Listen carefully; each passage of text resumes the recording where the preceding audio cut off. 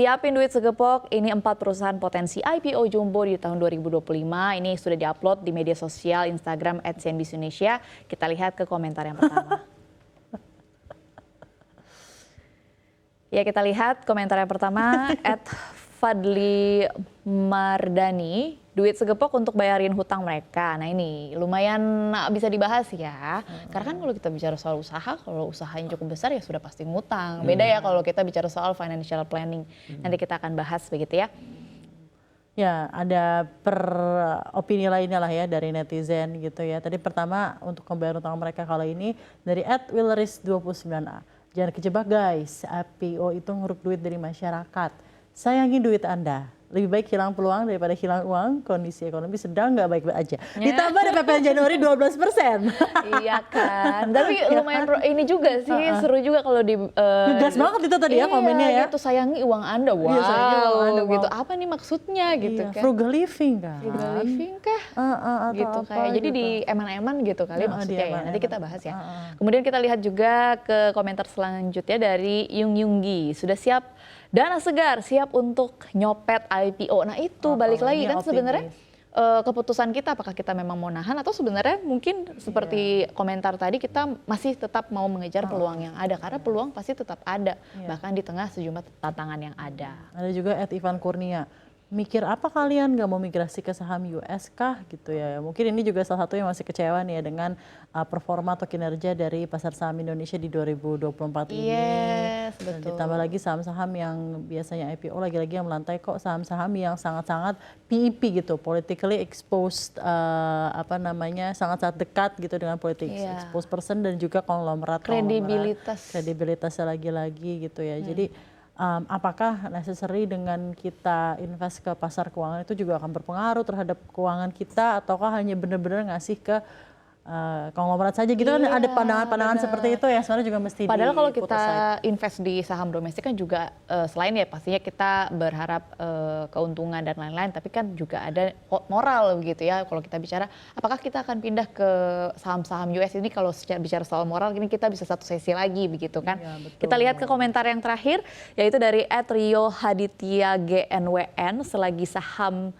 selagi masih saham Pak PP, gue gas deh. Wah ini nih ya kan kalau kita review ke tahun 2023 saham-saham milik Taipan, Prayogo, Pangestu yang sudah membombardir perasaan mental dan juga emosi para investor begitu ya dengan pergerakannya yang cukup problematik tapi juga menjadi istilahnya cukup problematik. Tapi gue gas deh kalau problematik. Iya ya kan investor kan kadang kan sebenarnya kan attracted sama yang problematik nih. Gitu. Mas Ai gimana komentarnya? Komentar yang mana dulu nih? Ikut komentar yang problematik gitu. Seperti ya mungkin tahun 2024. Pro dan kontra itu akan selalu ada gitu ya. Orang yang kontra ya mungkin dia merasakan tahun ini investasinya kurang begitu berjalan dengan baik gitu ya. Itu wajar-wajar aja gitu ya. Tapi kan seperti kata pepatah ya, di balik ketidakjelasan itu selalu ada peluang gitu ya. Nah mungkin di tahun depan itu ada peluang-peluang yang bisa dicuri lah oleh para investor ini. Ya tadi udah bisa dibilang ya salah satunya adalah ya mungkin bisa nyopet di IPO saham-saham konglomerat. Itu juga biasanya kan memang cenderung mereka udah ada standby buyer-nya. Nah, kalau udah ada standby buyer-nya biasanya secara fundamental dia akan lebih bagus gitu kan. Karena nggak mungkin dong investor gede masuk kalau nggak lihat fundamental yang bagus gitu kan. Nah, itu bisa mungkin kebagian sedikit-sedikit cuannya gitu ya. Dan di Januari sendiri kan ada 2 IPO yang ditunggu-tunggu yaitu CBDK dan Ratu ya. Betul. Nah, ini juga memang sudah digembar-gemborkan gitu ya. CBDK sendiri ini salah satu emiten properti dan dia mengelola kawasan paling prime di PIK 2 gitu. Jadi kalau kita lihat prospektusnya dia itu salah satu emiten yang memang secara prospek recurring income sangat besar gitu. Karena dia udah banyak tenan-tenan besar yang masuk dan bahkan dia punya satu proyek besar yang akan didanai oleh hasil IPO-nya ini. Yaitu pembuatan MICE yang katanya 2 kali lebih gede dari JCC gitu ya.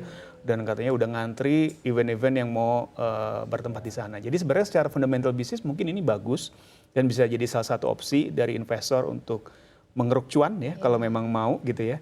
Dan berkaca ke induknya, Pani juga kan sahamnya juga luar biasa kalau kita lihat ya. Apalagi ketika dia ditetapkan sebagai PSN gitu ya. Sehingga progres pembangunannya menjadi lebih cepat. Itu kan harusnya Secara fundamental bagus. Dan kita harap juga mungkin di tahun depan itu pertumbuhan ekonomi Indonesia akan jauh lebih baik dibanding tahun ini gitu ya. Karena tahun ini memang agak kontraksi dan itu juga mempengaruhi juga ke pertumbuhan ISG selain dari pengaruh dari The Fed juga gitu ya. Ditambah lagi kemarin juga kan ada kemenangan Donald Trump yang membuat euforia terhadap kripto itu kembali membuncah ya istilahnya gitu. Orang banyak switching ke kripto juga gitu. Nah ini juga menjadi salah satu kontraproduktif ya buat saham ya, terutama mungkin saham di Indonesia gitu. Oke, kalau kita lihat begitu jumlah perusahaan-perusahaan yang akhirnya berhasil melantai di Bursa Efek Indonesia di tahun 2024 dibandingkan dengan tahun 2023, baik secara valuasi maupun secara jumlah perusahaan ini kan sangat jauh begitu ya selisihnya. Tadi Mas Ais sendiri menyebutkan bahkan kurang dari setengahnya begitu. Apakah ini juga menggambarkan kondisi ekonomi Indonesia secara makro dilihat dari jumlah berkurangnya perusahaan yang berhasil IPO ini? Ya, di 2024 itu kan secara di domestik sendiri ada hajatan politik besar ya. Biasanya memang di tengah perhelatan politik ya pemilu presiden dan juga ada pilkada serentak itu rata-rata semua pengusaha itu cenderung wait and see. Dia menunda aksi korporasi, dia menunda untuk masuk ke market gitu. Karena memang mereka mau melihat dulu ya arah anginnya seperti apa, perkembangan bisnisnya, industrinya seperti apa, pertumbuhan ekonominya seperti apa. Tapi penurunannya se-Asia Tenggara loh Mas kalau berdasarkan data Deloitte, jadi nggak hanya Indonesia saja. Nah ini kan gitu. kita bicara domestik, bicara luar negerinya juga kan secara geopolitik juga sangat tidak pasti gitu ya. Perang Rusia-Ukraina, memanasnya di Timur Tengah, Pemilu gitu ya. Amerika Serikat. Pemilu Amerika Serikat. Dan di tahun ini jangan lupa ada sekitar 30 atau 40 negara yang melakukan pemilu presiden secara serentak gitu. Itu juga membuat investor-investor global juga menunda aksi korporasinya gitu. Nah memang secara historical biasanya setelah ada kepastian gitu, itu akan cenderung balik ya, rebound. Nah mungkin kita harapkan di tahun depan ini dengan sudah ada pemerintahan baru di Indonesia, geopolitik di luar negeri mungkin juga sedikit turun tensinya. Moga-moga aja ISG juga akan kembali rebound dan juga potensi-potensi untuk mengeruk cuan di saham juga menjadi semakin terbuka gitu ya. Apalagi kalau memang nanti di tahun depan banyak saham-saham big caps yang IPO ya. Karena di tahun ini praktis hanya satu yang big caps ya. Ya ADI aja gitu ya, grupnya Adaro gitu. Yang lain kecil-kecil semua. Sedangkan 2023 lumayan meriah nih. Lumayan meriah banyak. Karena itu juga sangat mempengaruhi ya. Secara size itu juga akan membuat pertumbuhan ISG juga menjadi lebih kencang gitu ya. Nah diharapkan mungkin di tahun depan apalagi katanya juga bukan tidak mungkin akan ada IPO BUMN yang nilainya cukup besar. Itu juga menjadi salah satu yang ditunggu-tunggu oleh investor. Ya, betul, pasar untuk dipilih gitu ya. Semoga aja kita lihat tadi ke depan gimana ya. Mas Ai, tapi kan memang sebenarnya seperti tidak bisa dipungkiri lagi ya bahwa memang 2024 ini penuh tekanan ya dari eksternal, domestik juga gitu ya. Sebenarnya 2025 kalau ada PPN 12% nih per 1 Januari 2025, kalau tax nambah kan disposable income tuh berkurang lah ya gitu ya. Nah sebenarnya apakah itu sudah jadi tanda gitu bahwa kelesuan ini akan berlangsung at least sampai bulan-bulan pertama di 2025, karena kan dengan ada tax kenaikan jadi PPN 12% ini pasti kan orang adjusting lagi nih porsi-porsi pemakaian uang mereka ini buat apa, dan mungkin nanti penggunaan untuk investasi juga akan dikesampingkan terlebih dahulu, melihat yang primer dulu lah diusahakan gitu. Apakah January effect ini juga nanti tidak akan ada seperti Santa Claus Rally dan window dressing yang diharapkan di Desember, dan apakah kelesuannya ini akan berlangsung sampai beberapa bulan pertama gitu di awal tahun 2025? Ya, PPN naik jadi 12% ini kan menjadi isu hangat ya belakangan ini. Dan memang sampai detik ini juga masih ada wacana-wacana apakah mungkin dibatalkan last minute oleh Pak Presiden gitu kan. Mungkin aja terjadi gitu kan. Atau mungkin ditunda gitu ya kenaikannya. Jadi memang semua sekarang lagi menunggu kepastian gitu ya. Tapi sebenarnya kalau saya sih meng-highlightnya seperti ini. Oke lah, taruh PPN 12% ini jadi dilaksanakan. Pasti akan pengaruh ke daya beli masyarakat juga gitu ya. Namun nanti yang harus kita lihat dari pemerintah, apa kira-kira kolateral insentif yang diberikan gitu kepada masyarakat, terutama masyarakat yang kelas menengah bawah. Sebenarnya kan ada beberapa kebijakan yang akan digelontorkan di tahun depan. Sebagai contoh, makan bergizi gratis. Itu juga kalau misalkan menyentuh grassroots dan memang merata, itu sebenarnya pengaruh. Karena pengeluaran spending terbesar itu pasti dari sisi makanan gitu kan. Yang kedua dari sisi subsidi BBM tepat sasaran gitu ya. kan itu juga mulai digalakkan ya sama Kementerian SDM dan pemerintah gitu ya, supaya masyarakat kelas bawah ini benar-benar menikmati gitu, bukan masyarakat kelas atas. Nah kalau pelaksanaannya memang benar-benar tepat sasaran, harusnya itu juga menjadi collateral insentif yang menarik gitu ya buat masyarakat gitu ya.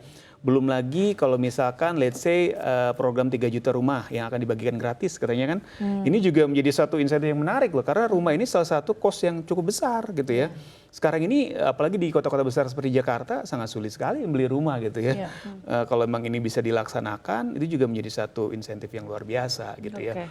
Belum lagi ada penghapusan tagih ya hutang kredit UMKM gitu kan. Itu juga menjadi salah satu insentif lah gitu ya yang diberikan oleh pemerintah. Jadi memang seberapa banyak insentif yang diberikan sebagai kolateral dan apakah itu berjalan tepat sasaran, itu juga akan memberikan pengaruh. Jadi memang kalaupun dia naik pasti kan harus ada kolateral insentifnya. Nah, kalau insentifnya ini apakah tepat sasaran atau enggak? Kalau tepat sasaran mungkin akan bisa balance gitu ya. Tinggal bagaimana pemerintah mengenjot investasi dari luar ke dalam aja gitu, supaya apa? Tenaga kerja kita juga bisa dapat kerjaan lagi. Ketika ada investasi kan sektorial juga akan bergerak gitu. Nah, sekarang kan yang jadi isu adalah daya beli melemah, pengusaha juga agak kembang kempis gitu ya, nahan gitu kan. Akhirnya juga banyak PHK kalau kita lihat misalkan pengurangan gaji dan lain sebagainya. Nah ini memang investasi juga jadi satu faktor kunci gimana caranya harus digenjot gitu supaya sektorialnya bergerak lagi. Di lain sisi memang insentif ke masyarakat kecilnya juga harus cukup efektif ya. Oke. Tadi Mas Sai sudah menyebutkan begitu ya beberapa paket ekonomi. Disebutnya paket insentif ekonomi dari pemerintah, yaitu supaya di tahun 2025 nggak murah-murah banget lah ya. Di tengah potensi kenaikan yang menjadi PPN yang menjadi di level 12% begitu. Tapi apakah memang ini menjadi satu-satunya sentimen positif begitu Mas? Di tengah 2025 yang nampaknya juga masih banyak tantangan. Bukan banyak tantangan, bahkan bisa dikatakan belum ada loh sentimen dari eksternal yang cukup positif begitu yang diprediksi atau diproyeksi akan berkontribusi terhadap IHSG kita secara positif begitu. Karena kalau kita lihat di tahun 2024 kita masih menunggu-nunggu di mana suku bunga ini akan berakhir, suku bunga tinggi begitu kan. Nah di tahun 2025 ini apa nih kira-kira sentimen yang akan kita tunggu-tunggu? Karena kalau nggak ada, it means IHSG juga akan kembali anjlok seperti di tahun 2024 atau tahun ini. Seperti apa Mas Ai? Iya.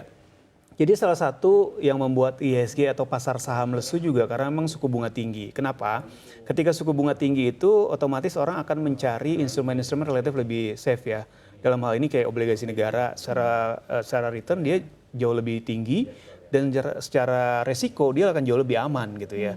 Nah, ketika era suku bunga tinggi ini berakhir atau turun ya, baik itu The Fed maupun di BI Rate sendiri gitu ya, otomatis orang akan mulai masuk kembali ke instrumen yang beresiko seperti saham. Nah, ini juga menjadi salah satu faktor yang ditunggu gitu ya. Katanya yang belum terjadi di tahun depan, katanya kan The Fed juga akan menurunkan suku bunga lagi 2 kali gitu ya. Tapi soft landing. Tapi soft landing, tapi kalau memang itu turun ya harusnya sedikit memberikan impact yang positif ya ke pasar saham Indonesia karena salah satu juga yang saya dengar rumor di market gitu ya, banyak uang-uang hasil DHE gitu ya yang ditaruh di Singapura katanya, yang nilainya ribuan triliun gitu ya. Kenapa ditaruh di sana? Karena ternyata suku bunga dolar di sana jauh lebih menarik gitu dibanding di Indonesia. Nah kalau misalkan BI Rate kembali menurunkan suku bunga, The Fed kembali menurunkan suku bunga, otomatis Singapura akan menurunkan suku bunga dolarnya juga. Nah itu akan menjadi sentimen yang positif. Nah uang-uang yang di sana mungkin sebagian akan kembali lagi ke Indonesia. Tapi ini artinya gitu ya. berarti DHE ini tidak saya nggak bilang begitu ya. Rumor ya. Rumor, ini kan rumor.